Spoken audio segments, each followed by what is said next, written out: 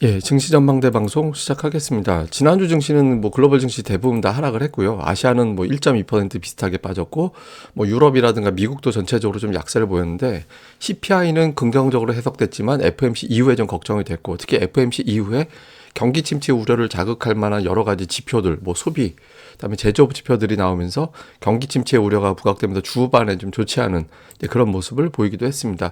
다만 이제 금융시장 전체로 보면 주식시장 낙폭도 크지 않았고 외환시장, 채권시장, 원자재 시장 전체적으로 보면 그렇게 크게 변했다 이렇게 보기는 어렵거든요. 뭐 유가가 5.7% 올라갔지만 저거는 캐나다에서 미국으로 넘어오는 송유관에 문제가 생겨서 이제 올라간 거기 때문에 전체적인 금융시장은 재료비에서는 그렇게 결과적으로 나쁘진 않았다. 근데 이번 주가 오히려 더 중요하다라고 봐야겠죠. 주요 종목들 움직임을 보니까 미국에서는 대체로 종목들이 많이 빠졌는데 대번에너지, 캐터필러 이런 종목군들 정도가 플러스가 났고 테슬라가 되게 많이 빠졌어요. 경기 침체 우려가 부각되면서 이제 주가가 많이 빠진 건데 사실 에너지주는 내년도 실적 전망치가 올해 대비 가장 역성장 크게 할게 불가피해 보이는 산업이긴 하거든요. 왜냐면 유가가 많이 빠졌으니까. 근데 어쨌든 상대적으로 선전을 했고 테슬라는 상장 이후에 한 사이클 낙폭으로는 가장 큰 60% 이상 빠져버려서 이게 이제 증시의 발목을 잡는 그런 역할을 일부 좀 했던 것 같습니다. 그래서 지난주에 테슬라 이게 이제 좀 이슈가 됐던 한 주였고 우리나라로 보면 LG화학 정도 플러스 난 거 말고는 대부분 다 하락을 했고요. 특히 하나금융이라든가 포스코홀딩스 이런 종목군들은 지수 대비 상당히 강했던 종목들이었거든요. 그러니까 이런 종목군들조차도 좀 밀렸죠. 그래서 경기 침체라는 부담에 선뜻 대형주들 매수를 하지 못하는 그런 형태가 진행이 됐습니다. 그다음에 이제 코스닥 쪽에서는 뭐 압도적인 1인 통신장비주가 압도적으로 강하게 올라갔고 그 외에는 뭐 종목들별로 좀 부진했고 뭐 리오프닝 관련주들도 선별적으로 좀 갈렸고 뭐 실적주로 분류가 되는 이제 BH 이런 종목군들이 올라가긴 했는데 비슷한 종목들이 또 같이 간 것도 아니었어요. 그래서 선별적인 장세 나머지는 그리고 통신 장비주가 압도적인 강세 이 정도로 좀 분류가 됐습니다. 지난주 화제가 됐던 건 연준 인사들 발언인데 투표권 있는 두 사람 내년도에 파월 의장은 뭐 물가 안정될 때까지 유지한다. 금리 인하 고려 안 한다. 뭐 더 올릴 거야. 올라갈 수도 있어. 존 윌리엄스도 조금 더 올라갈 수도 있어. 이런 취지로 이야기를 하고 메리 데일리 같은 경우도 2024년도까지 금리가 유지될 수 있다. 내년도 금리 인하 한마디로 생각도 하지 말라라는 거잖아요. 그러면서 시장이 도대체 왜 긍정적으로 해석하는지 모르겠다고. 로레타 메스터 같은 경우도 인플레이션 떨어지려면 시간 걸린다.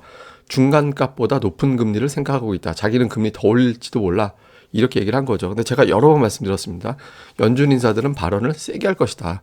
남은 금리 인상 카드가 1%포인트 이하로 남았기 때문에 그걸로 물가를 지금 적어도 3, 4%포인트 떨어뜨려야 되거든요. 그러니까 말을 세게 해서 그 효과를 극대화시키려고 일부러 저러는 측면도 있을 겁니다. 반면에 7%대에서 정말 금리를 어떻게 내릴 수가 있어. 정말 저게 진심일 수도 있는 겁니다. 근데 투자자들은 저거를 진심이 아니라고 받아들이고 있어요. 그러니까 내년도 연말 12월에 금리 전망치인데 보시면은 5%에서 5.25가 내년도 상단이거든요. 근데 그거보다 다 내려간다라고 전망하잖아요.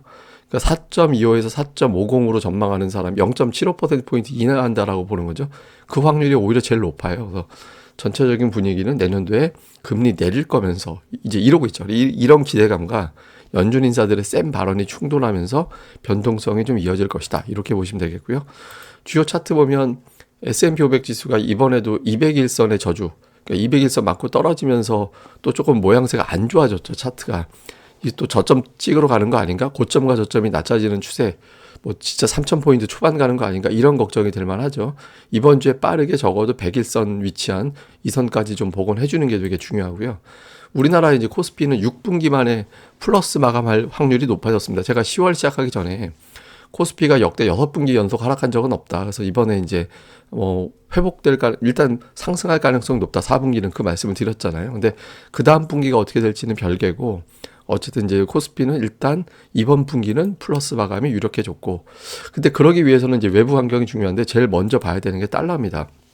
달러 인덱스가 지난주 매파적인 발언이 나왔음에도 불구하고 하락했거든요.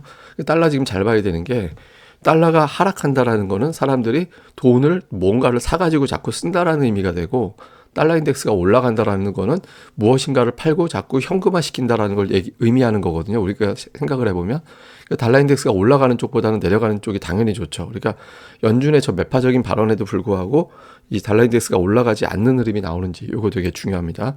그 다음에 이제 우리나라 중형주 지수 차트인데 되게 강하게 올라갔었잖아요. 되게 강하게 올라갔다가 최근에는 박스권에 갇혀 있고 박스권을 깨지는 않았습니다.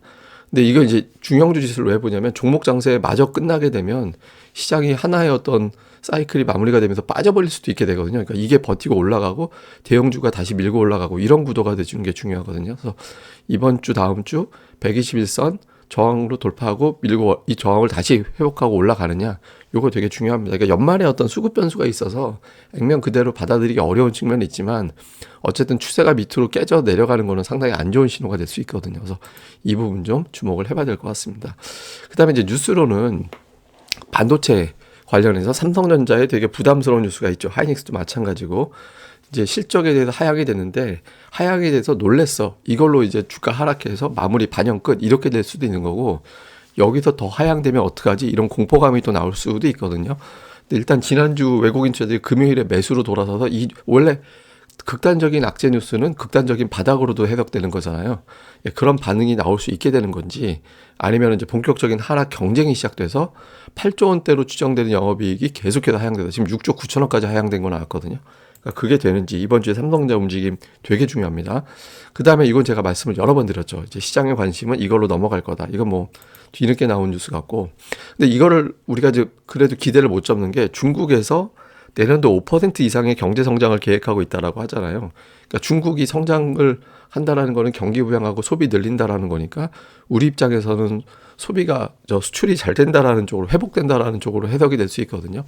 그러니까 이런 악재를 상쇄시켜주는 역할을 할 수 있습니다. 그래서 이번 주에 이제 중국의 증시가 괜찮고 중국의 코로나 상황에도 불구하고 이 5% 회복시킬 것이다라는 어떤 목표가 계속해서 이어지게 되는지 요거 이제 우리 증시에서 버팀목 역할을 해줄 수 있는 재료니까 중국 관련된 뉴스 좀 주목해 보시는 게 좋을 것 같습니다.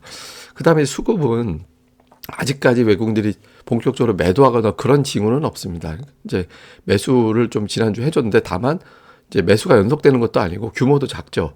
그러니까 최소 5천억이라도 아쉬운 대로 가장 좋은 건 이제 하루 2천억 이상 1조 원 들어와야 되는 건데 매수가 들어오는 게 중요하고요. 일단 글로벌 펀드 자금은 나쁘진 않습니다. 그러니까 5주 연속 유출됐다가 이 벽돌색 지난주에 눈꽃만큼 일단 유입으로 들어왔고 신흥시장 쪽도 유입으로 들어왔거든요. 노란색은 채권이고 이 연두색이 주식입니다. 이제 유입으로 들어왔잖아요. 그래서 외국인들이 이렇게 대량으로 팔 상황은 아닌 것 같아요. 근데 지난주에 보면 아시아에서 인도만 매수하고 대부분 다 좀 매수 안 하는 그런 모습을 보였거든요. 우리나라는 중립이었고 중국은 이제 연속 엄청나게 매수하다가 이제 매도 쪽으로 살짝 바뀌었고, 그러니까 이번 주에 이제 중국과 우리나라 대만 증시가 어쨌든 플러스를 내고 외국인들이 매수를 붙어주고 최소 주간 5천억 원 이상의 매수를 해주면 지수를 하락 게임으로 몰아가지 않고 이제 지수 하락으로 밀어버리기 어렵겠구나. 그러면서 이제 그 선물이라든가 옵션 쪽에서 아래쪽으로 장난을 좀 안 치게 될 수 있거든요. 그래서 이번 주에 좀 이 수급 동향을 뭐 계속해서 보시는 게 중요할 것 같습니다. 자, 이후에 체크 포인트 보면 연준 인사들 중에서 제 생각에 한 두어 명 정도는 비둘기파적인 발언을 할 겁니다. 근데 그게 중요한 게 아니라 매파적인 발언이 압도적으로 많을 거니까 그 발언에 시장에서는 익숙해지긴 할 거예요. 근데 이제 어쨌든 이번 주에도 계속 연준 인사들 세게 발언 나오고 한두 명 정도 비둘기 발언 나올 거거든요. 근데 그 영향은 이전보다는 짧아질 거예요. 그러니까 이제 미리 연준 인사들의 발언에 대해서는 그러려니 좀 받아들일 필요가 있고, 그 다음에 이제 경기 침체가 메인 재료가 지금 돼가고 있는 상태인데 같이 봐야 되는 게 주식만 보는 게 아니라 외환과 원자재 시장이 동시에 반응하는지. 그러니까 달러 인덱스가 막 올라가 버리고 국제 유가가 이제 좀 아랫방향으로 지나치게 변동성을 보이고 유가가 빠지는 게 사실 좋긴 한데 막 폭락하는 형태가 돼버리면서 금융시장이 뒤죽박죽 돼버리면 굉장히 주식시장도 영향을 받을 수 있거든요.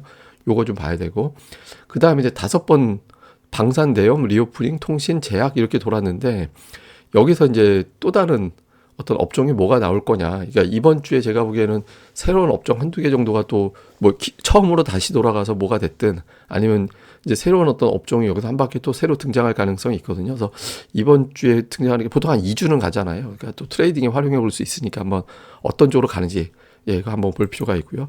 그 다음에 이제 제일 중요한 거 22일에 마이크론 테크놀로지 실적 나오거든요.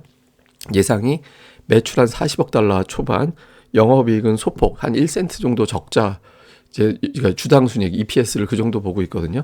이거를 바탕으로 실적 바닥으로 해석을 할 거냐, 삼성전자 SK하이닉스가 그러니까 이번하고 다음 분기가 바닥이니까 주가는 바닥을 쳤어 이렇게 볼 거냐, 본격적인 하향 사이클이 될 거냐, 22일이 우리 입장에서는 중요하다. 그러니까 이렇게 보시면 되겠습니다. 그다음에 이거는 이제 팩트셋에 나오는 실적 관련된 데이터인데 4분기 EPS가 2.8% 마이너스 예상을 한대요. 그러니까 2020년 이후에 이제 첫 마이너스가 나는, 이거 EPS인데 제가 오탈한 겁니다.